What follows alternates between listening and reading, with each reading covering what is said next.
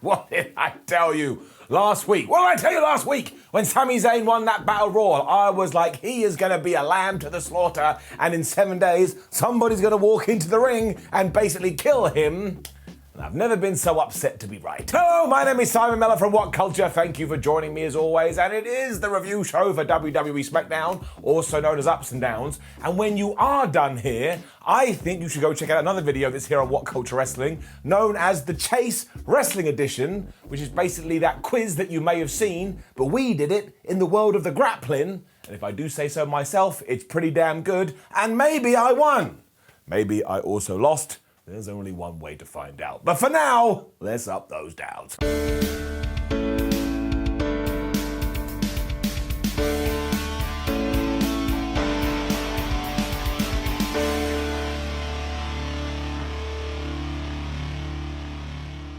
Okay, so I think that Brock Lesnar was allowed to return to WWE because he did indeed pay his $1 million fine.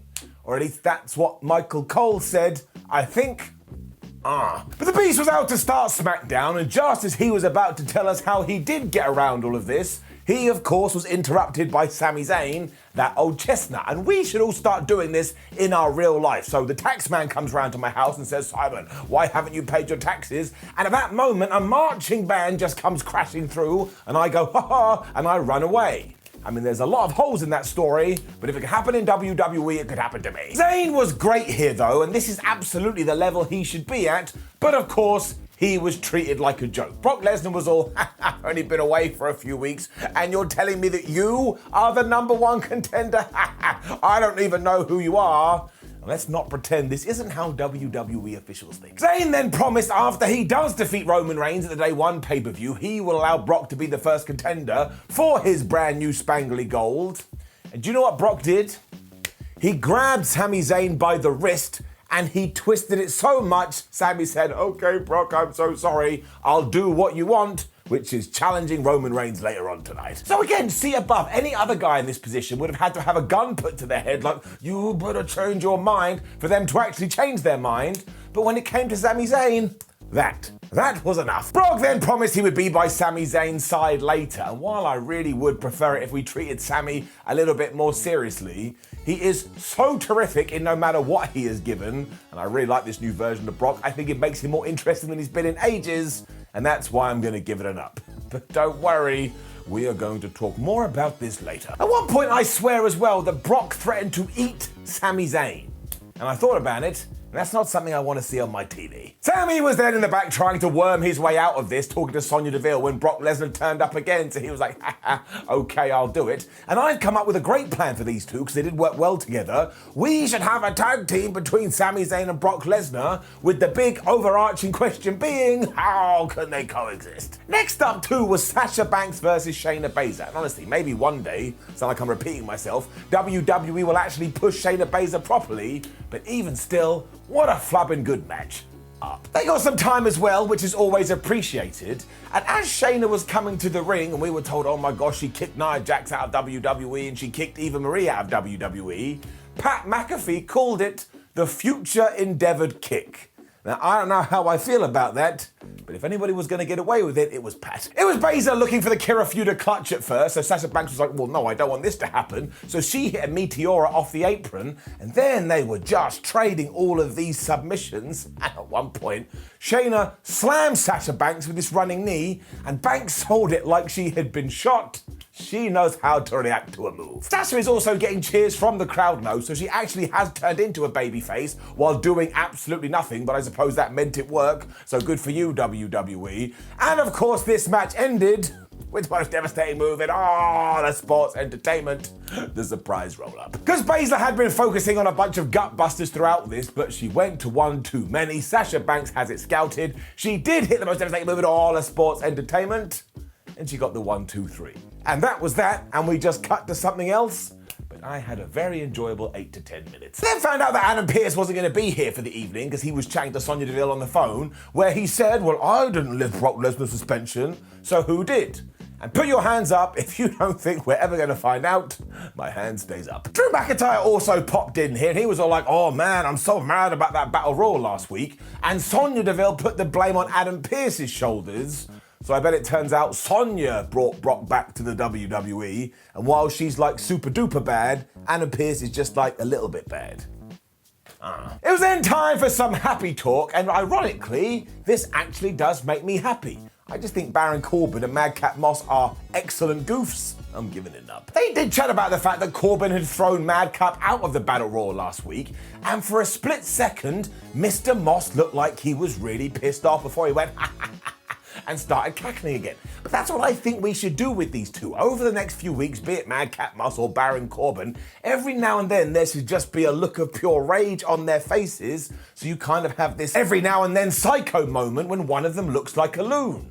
I just think it would give them some needed edge. When they were past all of that, they started to insult Jeff Hardy and Drew McIntyre because, of course, they hate these two. And as they mentioned Drew's name, he was like, would somebody please push start on my entrance music? I'm gonna go to the ring. And he had his sword here, and he kind of just pointed it at these two. And I was like, what are you gonna do, Drew? You're gonna run at them with your sword? That means one, you want to chop their limbs off, or two, you want to kill one of them. I mean, what's he gonna do? Give one of them a haircut? No. Jeff then used this to get in the ring and hit them all with a twist of fate before Drew McIntyre followed up with a claymore, and then they put on some hats and they danced away. I'm not joking, that's what they did. But how could you be upset with this? The good guys took out the bad guys, and the good guys had a good time?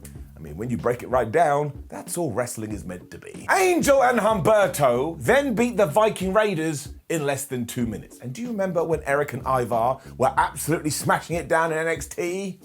Neither do I. Down. I mean, you just can't get into this stuff because if you chose this moment to go to the bathroom, you would absolutely miss it. And in no point in your life should your pee be more important than a wrestling match. The finish here felt like an absolute mess as well because just as Angel and Humberto were going to hit their finish, Rick Boogs and Shinsuke Nakamura turned up on the announce table and started playing the guitar. But they took so long, everyone just kind of froze in slow motion for a little bit. But even then, this didn't help at all. Because Humberto just rolled up Eric with the most devastating move in all of sports entertainment, so that's the second time we've seen that on this show. And the bad guys won. So I looked at Shinsuke and Rick and I was like, what is the point of you? You achieved nothing. Just to ensure this was as silly as possible too, the Vikings were enraged that this had happened, and just as they got in Shinsuke Nakamura and Rick Boogs' face, Rick started playing their entrance theme on the guitar, and all of a sudden they were happy again. So this was like an RPG, like Rick Plays Forgiveness, although I won't lie, I did kind of like that part. But still, everything else before that, it made these four look like absolute geeks. And they are most definitely not. Toni Storm then told us that she was the girl that got hit by 2 pies, courtesy of Charlotte Flair. I was like, yes, you are. She promised to win the women's title, and if that does happen, then fair dues all around. But here's a spoiler for you, at least what I think. It's not going to happen, and this whole thing is going to be an absolute joke. Xavier Woods then defeated Jey Uso, and not in my wildest dreams did I ever think I would say this when it came to these two top-tier talents. But I've talked to the finger of power, we gotta give it a down. This is mostly because WWE went WWE, and this barely went 2 minutes.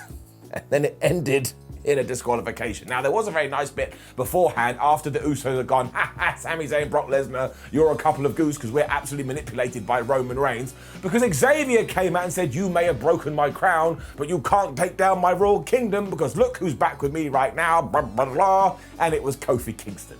And who doesn't want to see Kofi back? He's great. Either way, though, we then went 120 seconds, and as soon as Jimmy Uso got bored, he interfered, there was a disqualification, we then had a big brawl, but I actually said out loud, what was the point of that? Which is the same thing my parents said after they gave birth to me. I mean, it's just too much when it comes to these non-finishes. I mean, look at the disqualification board that rolls up to 67. There's my evidence right there. It has happened 67 times, that's before countouts and distractions.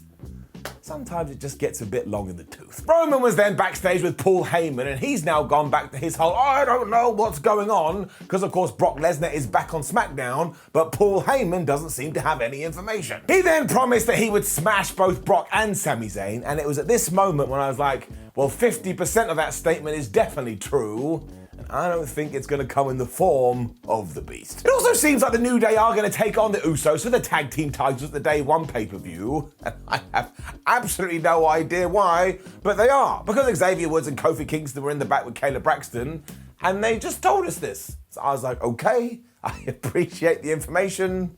So this is how we're now sorting out title matches. Charlotte Flair was then here too.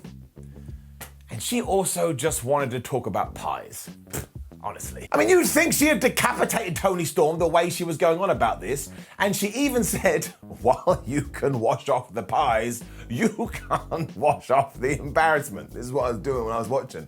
I was like, nobody talks like that, and if somebody did talk to me like that, I'd be like, I'm really sorry. I cannot continue this conversation because I'm gonna die laughing. Charlotte then said she wasn't gonna accept Toni Storm's challenge to have a championship match, which is when she left the ring, and behind her was Toni Storm with a pie doing this, and I mean it. Like she was a Looney Tune. Charlotte turned around, she pie-faced her, and I was like, Tone, why didn't you just attack her and beat her up? I also kind of feel like this underlines the fact that Toni Storm isn't going to become champion, because now they've kind of got revenge in a different way, and this one just goes right over my bald head. I mean, look how bald it is. Down. We then got a video for Ricochet, and I can't lie, this had me in tears, mostly because I'm a very weird man. But it kind of felt like WWE thought we didn't know who he was. It's like we do. We know who he is, WWE. It's you. It's you who doesn't use him correctly, but I am hoping the fact that we did do this means a renewed push for Rick. And I know that doesn't seem very likely at all given what they've done in the past, but I keep everything crossed because I am a positive Pete. Sheamus versus Cesaro was next, and you have no idea how excited I was. I love the bar. I loved it every time they have a match because they have such good chemistry. And as always, I think this mostly went 3 minutes. However, I adore them so much, I'm giving it up. They kicked each other's ass to the point I was like, I think they've forgotten what wrestling is. And I was really worried about Ridge Holland because Sheamus had told him to stay in the back, which would be like your partner saying, yeah, I don't really want you to meet any of my friends. You know something is up. He was watching on from the back though, and amazingly, he was allowed to watch television like a normal human being. So WWE must have huge plans for him. And then we come back to the ring. And honestly, imagine this is Sheamus's face and I'm Cesaro. Now go the other way.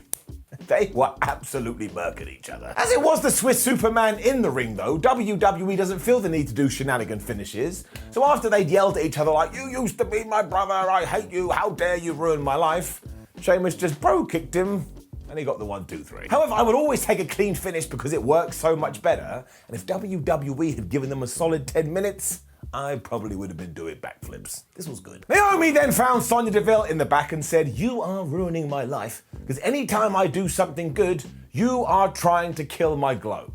I was like, Naomi, you probably shouldn't have said that. She was so mad though, she did challenge Sonya Deville to a match, and this time the kind of GM said, okay, I will do that.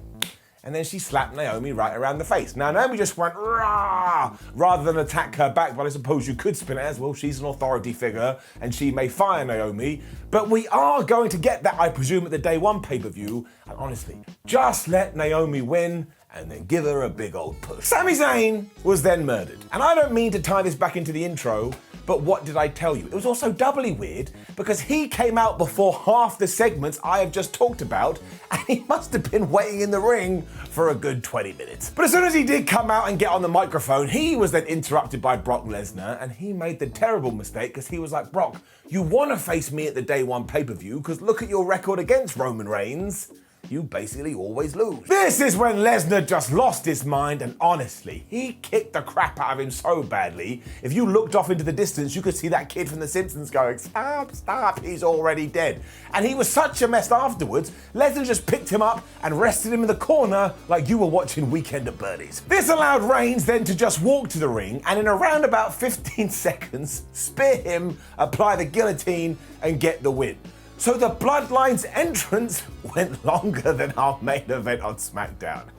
It's not funny. Now, I do get it in one sense because Brock Lesnar and Roman Reigns are the focal point right now, but why do we have to job Sami Zayn out like this? And also, just as a very stupid, simple fan, I actually thought to myself, well, I'd like to see Roman Reigns versus Sami Zayn in a proper match. I don't think I've ever seen that before, and it got stolen away from me, so it has to get it down. And this was the end of SmackDown as Roman once again went, yes, I did it. And again, don't get me wrong, I do want to see Brock Lesnar versus Roman Reigns, especially with these roles reversed, but it doesn't mean you have to take another character and just flush them down the toilet. Especially because at one point, maybe Roman's not around anymore, and maybe Brock goes away again, you're going to have to need other people, and this guy just got squashed. It's not like you couldn't enjoy it because again, Sami Zayn is just great at everything he does do, but it just seems so short-sighted, and you don't want to be short-sighted because then you can't see. I don't even know what that means, but it does put me in a very difficult position when it comes to giving this show an up or a down because I was entertained, but I did think a lot of it was stupid. However, you know the deal, you tune into ups and downs because you want to feel all warm and fuzzy in your tum-tum, so we'll give it an up. Does it deserve it?